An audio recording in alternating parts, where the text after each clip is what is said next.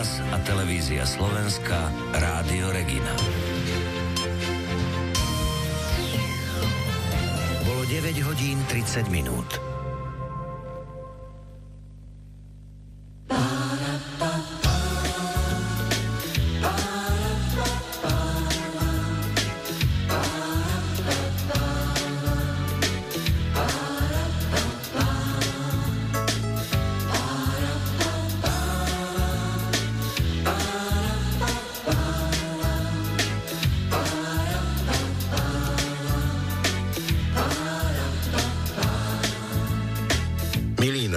Zvlášť vy, ktorí už netrpezlivo čakáte na ďalší príbeh zo života. Práve sa začala 575. časť relácie Rozhlasoví bakalári. No a ja vám prajem príjemné počúvanie.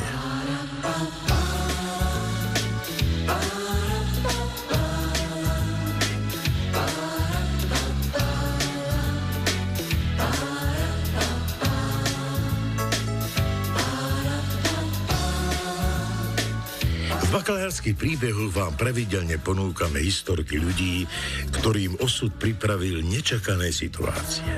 Verní poslucháči určite postrehli, že naši hrdinovia sa do komických či dramatických situácií dostávajú často zásluhou svojich najbližších, rodinných príslušníkov či priateľov. Chcú im pomôcť a dostanú sa do poriadnych problémov, ba niekedy až do konfliktu so zákonom. To, že ľudia s dobrým srdcom to v živote nemajú ľahké, vedeli už naši predkovia.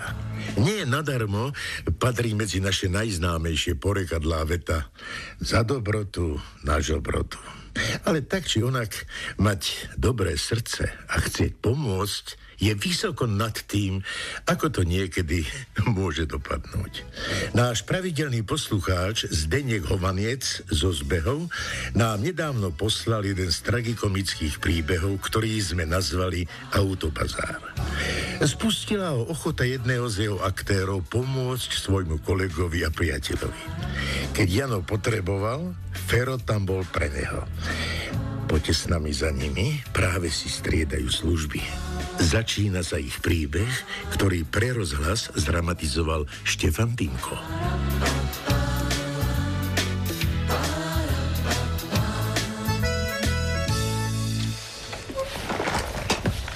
No nazdar, kamaráde. Vidím, že sa už nemôžeš dočkať rannej zmeny.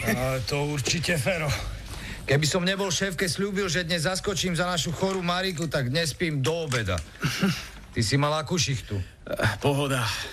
Od večera sme ubytovali len skupinu Poliakov a manželov z Čech. Ale dnes to budeš mať sakra rušné. Čaká ťa plný autobus študentov z Nemecka. To nemyslíš vážne? Veru tak. Asi 30 pubertiakov, ktorí sem prišli na majstrovstvá Európy juniorov v nohejbale. No s Bohom. Dúfam, že ma nebudú sekírovať ako tí nemeckí turisti, čo tu boli minulý mesiac. Ja sa síce dohovorím perfektne po poľsky, rusky, maďarsky i anglicky, ale po nemecky viem len bitte schön a danke. Neboj sa, to zvládneš. Nemcom musíš len prikyvovať a stále hovoriť ja, natürlich, eine kleine Moment. No, neviem, či to bude stačiť. Nechcel by si ma dnes nahradiť kamarát? Ani náhodou. Ja som tu tento mesiac posledný krát. Zajtra ma čaká zaslúžená dovolenka. Nehovor. No. A kam sa chystáš? Opäť na tú svoju chatu pri Oravskej priehrade? Tento raz si chcem po dlhom čase zaplávať v mori. Idem do Chorvátska. Alebo? Veď ty si nad Chorvátskom vždy ohrňal nos. Vraj je len pre rodiny s deťmi a pre starých fotrov. No, asi sa zo mňa stáva starý foter. Keď už dnes každý ospevuje ten Jadran, povedal som si, že sa tam skúsim pozrieť. Dobre robíš. Garantujem ti, že si tú krajinu zamiluješ. A kde presne ideš? Do Tučepy. Čože? Tučepy? Tak to je najkrajšia časť Dalmácie.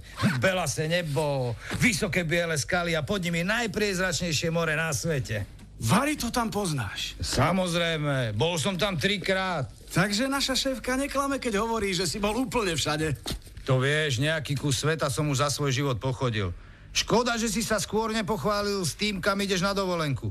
Poradil by som ti, kde je v Tučepi najlacnejší alkohol a benzín. A poznám tam aj jednu fantastickú nuda pláž. Nuda pláž ma zatiaľ nezaujíma. Moja manželka je dosť hamblivá. Ale rád by som vedel, kde sa dajú zohnať lacné kuny. Nevieš o nejakej dobrej zmenárni? V našich zmenárniach ich nekupuj. To už radšej v tých chorvátskych. Ale ak chceš zmeniť len nejakých 200 eur, môžem ti ich po šichte zohnať. Môj sused v baráku s nimi celkom výhodne kšeftuje. Vážne by si to pre mňa urobil? Jasnačka, kamoško. Ešte dnes ti ich splášim. Len si to musím zapísať do môjho diára. Takže dnes je 29. Nie, kamarát, 30. Čo? Vari, dnes nie je útorok. Útorok bol včera, dnes je už streda. Aha, máš pravdu. No do čerta, kurník, ja som ale hlupák. Čo sa s tebou stalo? Si vieš do toho svojho diára, ako keby si tam videl nejakú katastrofu. Ja som tu skutočne objavil veľký malér. Dnes o 10:00 by som mal byť v bazári s mojím oplíkom. Chcem ho vymeniť za novšie. Zabudol si to poznačiť, čo? No, ale kde? Všetky svoje povinnosti si poctivo zapisujem. Aj návštevu v bazári som si zaznačil do diára, ale keď mi včera volala šéfka, či by som nemohol dnes ráno nahradiť Mariku, sekol som sa. Bol som v tom, že dnes je útorok. A myslel som si, že do toho servisu musím až zajtra. Ja som najväčší somár na svete. Také niečo sa mi ešte v živote nestalo. Ja som ale hlupák. Veď sa až taká tragédia nestala. Nemôžeš tú návštevu odložiť na neskôr? A kedy na neskôr? Celý tento týždeň som od rána do večera zasekaný v tejto robote. A na budúci týždeň ideme aj s frajerkou pozrieť jej rodičov na východ. Mám už v bazári vyhliadnutý pekný Yaris. Hanke sa veľmi páči a ja som ju chcel zobrať na výlet už novým autom. Ale vyzerá to tak, že všetky moje plány sú fuč pre moju sprostú hlavu. Počuj, Jano, keď ti na tom servise až tak záleží, môžem tam dnes tvoje auto zaviesť aj ja? Fakt by si to pre mňa urobil, Fero? No a prečo by som nepomohol kamarátovi? Veď to je len maličkosť. Dúfam, že auto máš vonku. Jasné, je na parkovisku. Ešte mám pár minút do začiatku šichty. Môžem ti ho predviesť. Tak, a takto vyzerá môj oplík znútra. Môže byť, čo? No, vyzerá takmer ako nový. No veď má len 4 roky. Nezabudni v bazári pripomenúť, že má nové brzdy.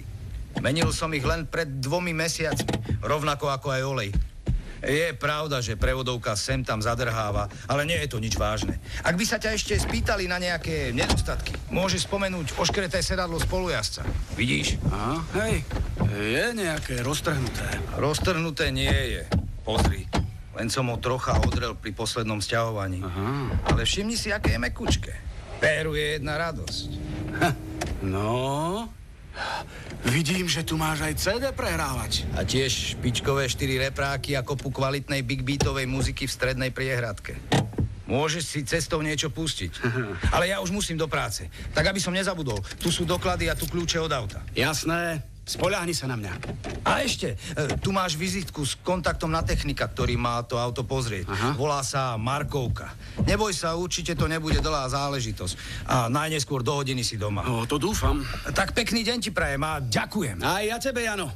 Nemáš za čo.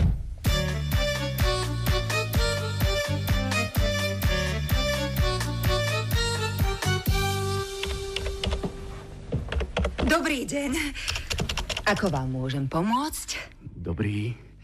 Priviezol som auto na obhliadku. Mám stretnutie s vašim technikom. Takže vy budete pán Slúčik. Nie. Ja som Boboš. Slúčik je môj kamarát, ale nemohol prísť, tak som jeho auto priviezol ja. Aha. Tak, moment. Mišo, mohol by si prísť? Je tu pán s tým oplom. No, dobre. Technik je o chvíľku tu. Môžete sa posadiť, alebo si pozrieť nejaké naše modely. Ak dovolíte, radšej počkám pri vás. Páčite sa mi viac ako nejaké ojazdené autá. Ďakujem za kompliment. Ale možno vám tu padne do oka aj nejaký kvalitnejší model? Priznám sa, že ja bazárom veľmi nedôverujem. Nedávno som si kúpil novúčičký diesel. Keď mi doslúži, tak ho predám a kúpim si určite fungl nové auto. Ach tak. Takže vy ste náročný zákazník. Nemyslím, len neverím jazdeným autám. Navyše som celý život sníval o novej Mazde. A po rokoch tvrdej práce sa mi konečne splnil sen. Takže momentálne po žiadnom inom aute netúžim. Vy sa máte. Predstavte si, že môjim vysnívaným autom je novúčičký Jaguar. Neviete, ako sa k nemu dostať? Tak nový Jaguar by som vám musel jedine ukradnúť. A dokázali by ste to? Keby ste ma o to pekne poprosili, vari aj áno.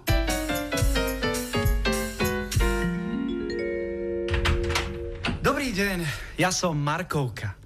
Vy ste pán Slúčik však? Nie, ja som Boboš. Jano Slúčik je môj kamarát, ktorý dnes musel zostať v robote. Takže vy nie ste majiteľom toho Opla? Nie, ale kolega mi dal od neho techničák a čo to mi o ňom aj prezradil. Aha, dúfam, že vám prezradil aj, ako bolo servisované. Tak, to vám veru nepoviem. A viete aspoň, či bolo garážované? Ani o tom nemám šajnu. Ale ak to potrebujete zistiť, môžem zavolať Janovi do práce. To zatiaľ nesúri. Najviac sa o aute človek dozvie tak, že sa v ňom prevezie. Požičiate mi kľúče? Samozrejme.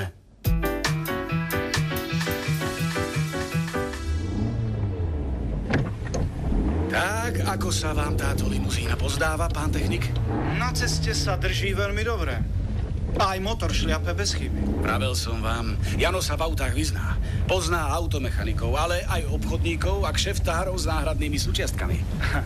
Priznám sa, že potom nechápem, prečo chce podľa vás taký macher do aut predať 4-ročný Opel a kúpiť zaň 6-ročný Yaris. Viete, za to môže láska. Jano bol dlho starým mládencom a zrazu, bum, zamiloval sa a jeho frajerka sníva iba o Yarise. Tak sa rozhodol, že jej urobí radosť. Aha, to je veru veľmi čudný príbeh. Ako z nejakej romantickej telenovely. Skôr ako z nejakej rozprávky.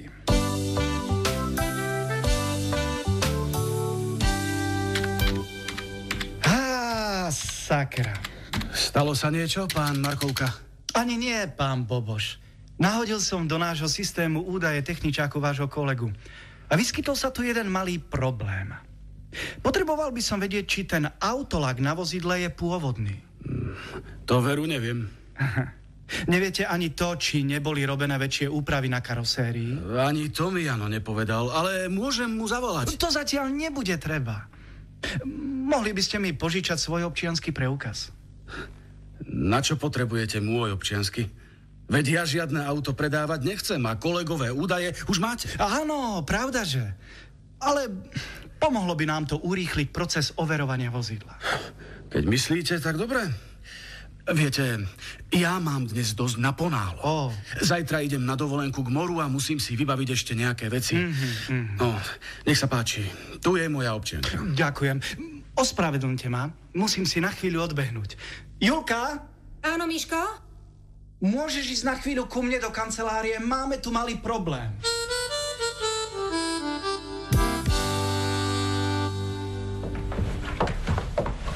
Slečná, konečne ste tu. Nehnevajte sa. Riešili sme s kolegom jednu neodkladnú záležitosť. Sedím tu sám už takmer 4 hodinu. Rád by som už išiel domov. Ale váš kolega mi zobral občianku. Pobehuje s ňou z jednej kancelárie do druhej, občas na mňa čudne zazerá a v kuse telefonuje. Neviete, čo sa deje? Vydržte, pán Boboš. O chvíľu sa všetko dozviete. Dúfam, že to nebude trvať do večera. Ja mám dnes ešte povinnosti. To vám nedokážem zaručiť. Tak to je teda zlý sen. Na parkovisku sa prihnali 2 policajné teréniaky. A z nich vyskočili 4 kukláči so samopalmi. 2 z nich utekajú k Janovmu Oplu a 2 z nich šprintujú k nám na recepciu. Toto je policajná akcia. Nikto nech sa nehýbe. A vy si dáhnite tvárou na zem. To myslíte mňa? A koho iného? To musí byť nejaký omyl. Nediskutuj a ľahni si. Veď mi zlomíte ruku. Len pokoj, spolupracuj a nič sa ti nestane. Dobre, chlapci. Môžete podozrivého zdvihnúť zo zeme a uložiť opäť na stoličku. Ja Som poručík Fúzatý. Ste František Boboš? Áno, ale stále neviem, čo som vykonal. Naozaj to ani netušíte. Tak ja vám to vysvetlím. Auto, ktoré ste tu dnes priviezli na predaj, je evidované v zozname odsudzených vozidiel.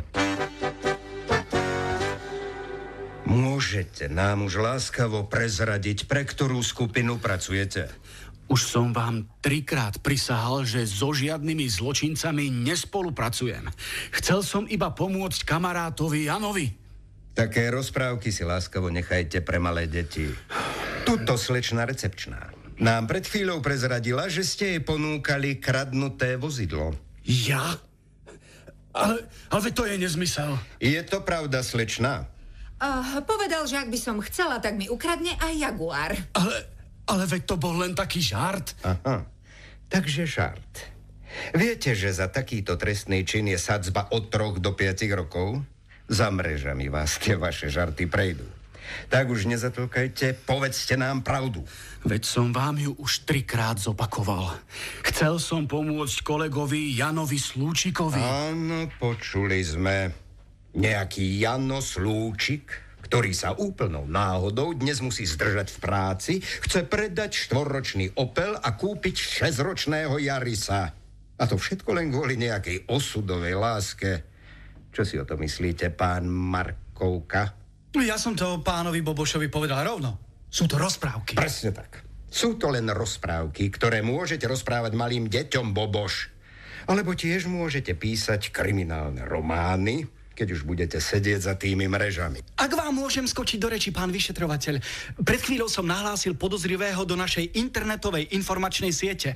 Odteraz sa mu v celej Európe nepodarí predať ani len ojazdenú pneumatiku. Nie je to ešte auto. Veľmi správne, pán Markovka, veľmi správne.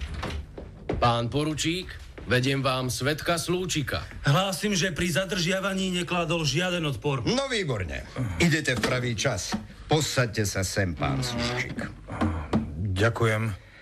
Pán Slúčik, poznáte tuto pána Boboša? Samozrejme, veď to je môj najlepší kamarát z roboty. Fero, čo sa ti stalo? Ani sa nepýtaj, Jano. Pán Boboš je dôvodne podozrivý z obchodovania s kradnutým motorovým vozidlom. Čože? Veď tu má len zaviesť na testovanie môj Opel. Takže priznávate, že ten strieborný Opel je váš? Samozrejme, kúpil som ho pred 3 rokmi. A viete, že to vaše auto je evidované v zozname odsudzených vozidiel? Aha, tak o to ide. Takže preto to ma odviezli kukláči ešte pred koncom šichty. Tak to je veru trapas. Bože, však toto mi málo kto uverí. Upokojte sa, pán Slúčik, a odpovedzte mi na otázku. Vedeli ste, že vaše auto je kradnuté? Áno, spomínam si. To auto raz skutočne ukradli. Ale, Jano, ja by som ťa roztrhol. Mne si o tom ani nemúkol. No, prepáč, zabudol som na to. Objasnite nám to, pán Slúčik. Viete, ja som to auto kupoval asi pred 3 rokmi od nejakého pána z Bratislavy. Pamätáš sa, Fero, ako sme tú výhodnú kupu vtedy zapili? Veru, pamätám. Bolela ma hlava ešte na druhý deň. Problém bol však v tom, že ten prvý majiteľ mal smolu a ten Opel mu raz na parkovisku v Petržalke ukradli. Takže tak to bolo. Po nejakom čase auto polícia našla a po potrebných procedúrach ho vrátila majiteľovi. No ako to chodí? Majiteľ mal pochybnosti, či si náhodou páchatelia nejakým spôsobom nezadovážili náhradné kľúče. A tak sa ho snažil čím skôr zbaviť. Dal inzerát a aby sa auta zbavil čo najskôr, šiel aj s cenou riadne dolu. A ja som sa tak za slušný peniaz dostal k autu, ktoré nemalo ani rok. Dá sa povedať, že som si kúpil takmer nové auto. No, tak to je celkom dôveryhodný príbeh. Ja si myslím, že ten môj Oplík jednoducho zabudli vyškrtnúť zo zoznamu kradnutých aut. No, možné to je. Dám to i hneď preveriť. Ale stále nechápem, prečo sa toho celkom nového auta chcete zbaviť a kúpiť o 2 roky starší Yaris. Viete, ja som bol s tým mojim autičkom celkom spokojný. Ale pred 3 mesiacmi som sa zoznámil s fantastickou ženou. Začali sme chodiť na výlety do prírody, na pikniky a bolo nám spolu veľmi fajn.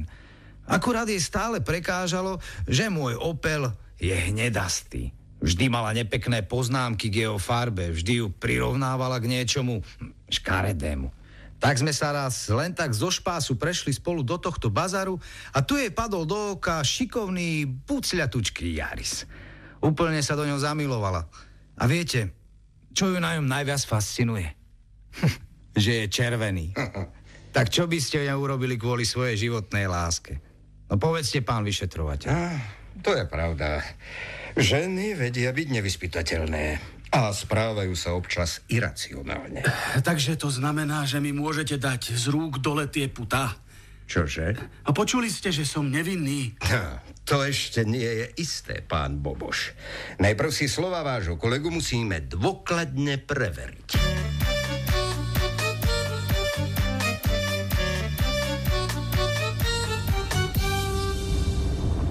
Jano, kamarát môj, ja nemôžem uveriť tomu, že som slobodný. Myslel som si, že sa z toho autoservisu už nedostanem, že ma po ňom čaká už len 7-ročná basa. Keby ste mi boli počas dňa s technikom zavolali, možno by sme sa ušetrili tohto celého cirkusu. Myslíš, že som mu to nenavrhoval? Ale ten ťučmák si myslel, že je najmúdrejší na svete. Neurážaj ho, Fero. Napokon on odhalil, že tento môj Oplík bol v tej medzinárodnej databáze kradnutých aut omylom. Bez neho by si možno spal vo vyšetrovačke. Veru, priznám sa, keď som tam sedel spútaný medzi kukláčmi, nebolo mi všetko jedno. Už sa mi v mysli myhala dovolenka, na ktorú mám zajtra nastúpiť. Aj manželka, ako ma márne čaká doma s pobalenou batožinou. A najviac som sa bál tej hanby, že na mňa budú ľudia ukazovať ako na zlodeja. Keď si po mňa prišli kukláči do hotela, tiež mi nebolo do smiechu. A vieš, že som chvíľu uvažoval nad tým, či si náhodou na mňa nenašiel nejakú búdu?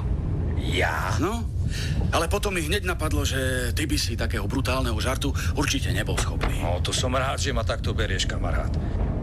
Ozaj, dnes som ti slúbil tie kuny, ale ten môj šmelinársky sused už určite spí. O chvíľu je polnoc. To je v poriadku. Kúpim si ich zajtra v Chorvátsku. Ak by si chcel trocha na dovolenke prilepšiť, mohol by si mi v Chorvátsku predať niekoľko zbytočných náhradných blinkrov na môj Oplík. Poznám pri Zadare jeden autoservis, kde ti za ne dajú aj o 1/3 viac ako u nás. Ďakujem za ochotu, ale asi by to nešlo. Prečo by to nešlo? Ten náš odborník, Markovka, ma nahlásil do medzinárodného zoznamu zlodejov aut. A určite moje meno odtiaľ zabudol vymazať, takže momentálne v celej Európe nepredám nielen auto, ale určite ani tie tvoje blinkre. Aha, tak to máme obaja smolu. Počuj, Jano, fakt si rozhodnutý predať toto krásne auto? Prečo nie, Fero? Nech si s ním užijú trocha špásu aj iní.